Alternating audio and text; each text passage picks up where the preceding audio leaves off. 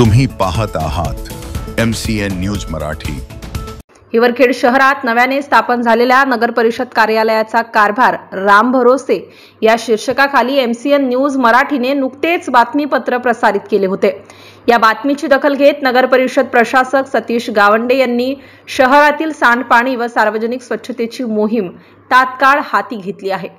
शहरातील इंदिरानगरला जोडलेल्या लेंडी नाल्यातील सांडपाणी रस्त्यावर वाहत असल्याने स्थानिक नागरिकांचा अंगणवाडीत शिकणाऱ्या विद्यार्थ्यांचे आरोग्य धोक्यात आले होते। या ठिकाणी JCB द्वारे भराव टाकून नगरपालिका कार्यालयाने सांडपाण्याचा बंदोबस्त केला आहे।